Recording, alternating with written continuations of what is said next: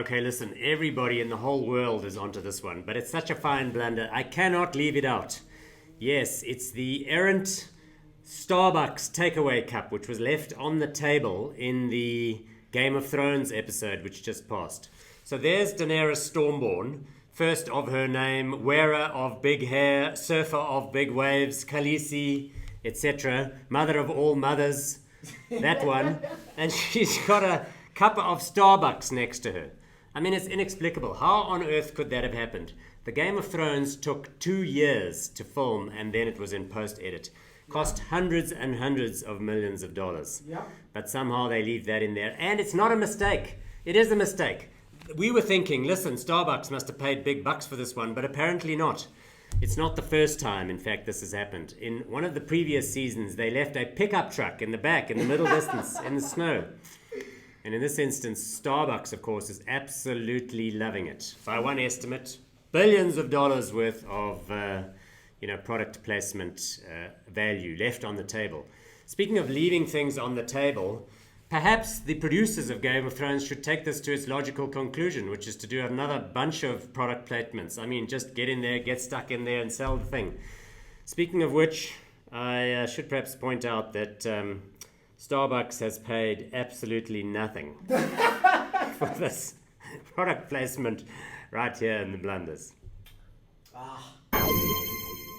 So Australia's Reserve Bank has dropped a clanger. Dropped a clanger, yes, I think that's how you say it in Australia. They've printed the new Australian $50 banknote with a spelling mistake on it. I'm serious. So on the design, it's got, in the fine print at the back, you know, these days the banknote's got to have all these technically complex features, some text of a speech made in 1921 by the first female member of parliament. Yeah. And in it they use the word responsibility, except in this instance it's been spelled responsibility. Responsibility. Look, it's not clear yet who is responsible for this responsibility fuck up, but they're not withdrawing them either, because they have already printed 46 million of these banknotes. That is currency with a face value of 2.3 billion Australian dollars. Too late now. Too late now. Next time when they issue some more, they'll fix it, they say. Right, so this is Danny Baker over my shoulder here. He is a BBC 5 radio jock. Yeah. You know, one of those cheeky old buggers, much beloved by his listeners, but much hated by his management team, who he keeps insulting. One of the shock jock types, right? Anyway, he has finally gone too far. With the announcement of the new royal baby, Archie, Prince Archie, right? For some reason, while the photos were being posted and Prince Harry's coming out and Meghan Markle, the Duchess of Sussex, that's the way we're supposed to refer to her now, he posts this picture on social media.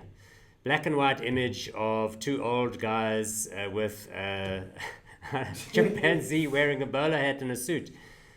So, I don't know, this time he's finally gone too far and he's been fired. But let's be honest, his employers will be looking for a reason to fire him for a while.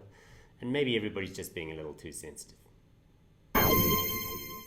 So here's a good old-fashioned industrial business blunder for you. You know, a proper manufacturing malfunction. Delightful, it's so 19th century. This is a company in Portland, Oregon in the United States of America called Hydro Extrusion Portland. What they do is make fancy aluminium parts, which they certify to be super strong, you know, manufactured with all of the right stress testing and so on and so forth. And they get used in, you know, industrial applications like satellite rocket launchers. They have customers including NASA.